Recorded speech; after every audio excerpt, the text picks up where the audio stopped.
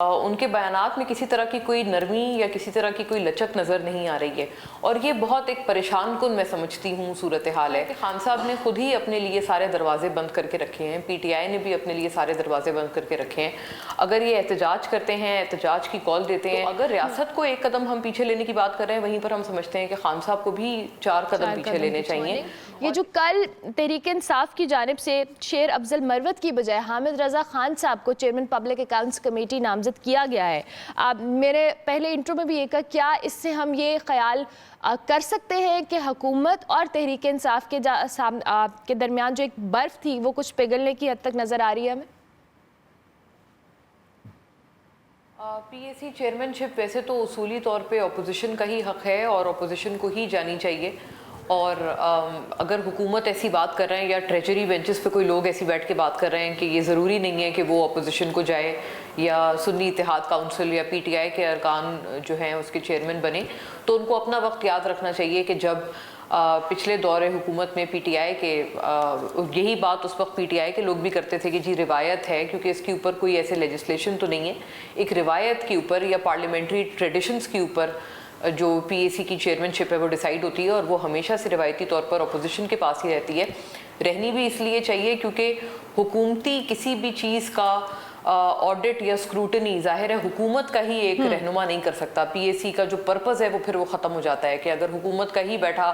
بندہ جو ہے وہ بیٹھا ہو پی اے سی کی چیئرمین کی جگہ پر اور وہ کہے کہ ہم حکومت کے اکاؤنٹس کا آڈٹ کرنے لگے ہیں یا ان کی کسی وزارت کا آڈٹ کرنے لگے ہیں، تو ظاہر ہے اس کے اندر جو پارشیلٹی ہے اس آڈٹ میں وہ بہت سخت طرح سے کمپرومائز ہوگی۔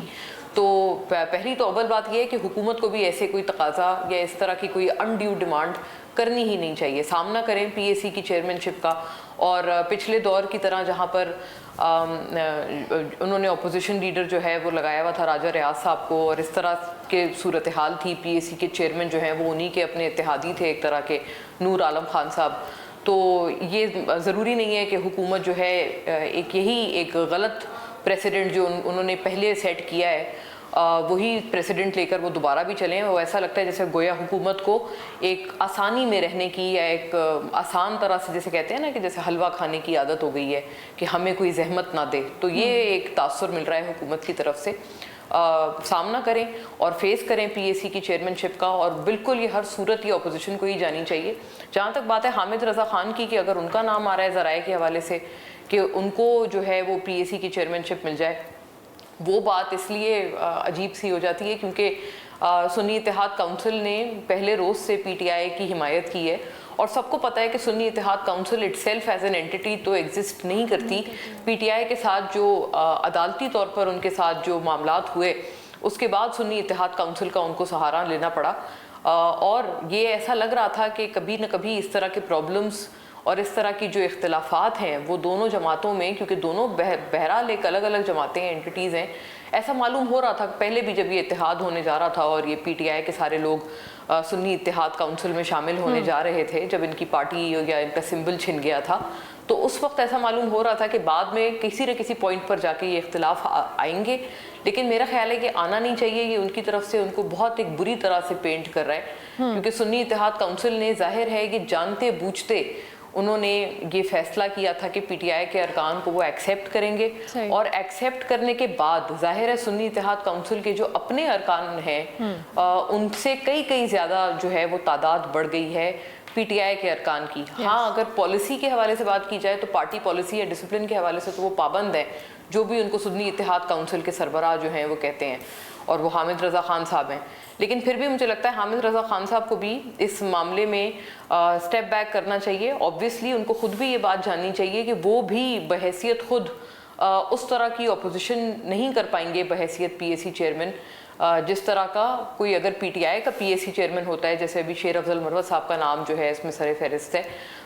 تو وہ اگر کر پائیں گے وہ لیول کی مخالفت ظاہر ہے یا اپوزیشن جو ہے جو چاہیے ہوتی ہے پی اے سی کی چیئرمین شپ میں، جو کہ پچھلے دور حکومت میں پی ڈی ایم کے ہمیں دور دور تک نظر نہیں آئی تھی، اس طرح کی مخالفت جو ہے وہ حامد رضا خان نہیں کر پائیں گے۔ تو مجھے لگتا ہے ان کو خود بھی یہ ریئلائز کرتے ہوئے پی ٹی آئی کے جو بھی نامزد کینڈیڈیٹ ہیں ان کے حق میں खुद भी सरेंडर करना चाहिए। ठीक हो गया। अच्छा मोना, दूसरी जानिब जो तहरीक इंसाफ है वो एक बार फिर धांधली को लेकर जो है वो प्लान कर रही है एहतजाज का। क्या आपको लगता है कि जो सियासी जमातें हैं ये आपस में कुछ मसाइल का हल भी निकालेंगी, या फिर वही एहतजाज की सियासत और सड़कों पे निकले हैं, जलसे हो रहे हैं, जुलूस हो रहे हैं, इन सारे मामलात को लेकर इंतशार फैलाती नज़र आएगी?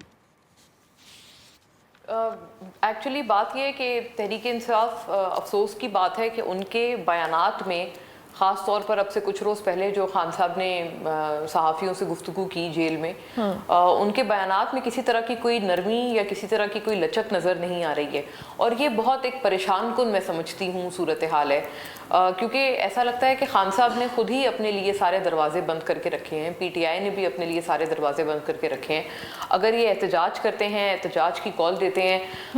ज़ाहिर है पिछले जितनी दफ़ा इन्होंने प्रोटेस्ट किया है इनको सख्त तरीन रियासती मुखालफत का सामना हुआ है, होना नहीं चाहिए किसी भी एहतजाज की, और पुरअमन एहतजाज अगर हो बिलखुसूस तो उसकी भरपूर इजाज़त होनी चाहिए। रियासत इसलिए काउंटर करती है पीटीआई के किसी भी एहतजाज को, क्योंकि वो कहते हैं कि अगर 9 मई का एहतजाज जो है वो वायलेंस की तरफ चला गया था तो इसकी भी कोई गारंटी नहीं ली जा सकती कि अगर दोबारा कोई मजमा इकट्ठा होता है पीटीआई का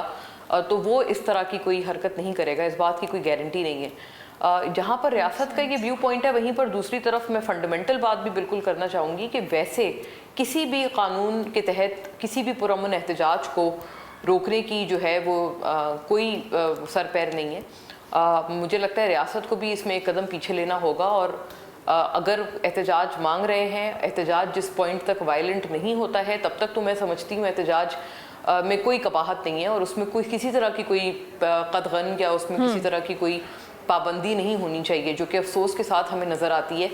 बल्कि फैमिलीज़ भी जो पहुंची होती हैं उनको उन तक को जो है वो रोका जा रहा होता है। लेकिन बहरहाल मैं समझती हूँ कि इसमें पीटीआई को भी अगर रियासत ने एक कदम पीछे लेना है तो पीटीआई ने भी 4 कदम पीछे लेने हैं। जैसे खान साहब ने बात की है जेल से बैठकर, उन्होंने फिर जो है वो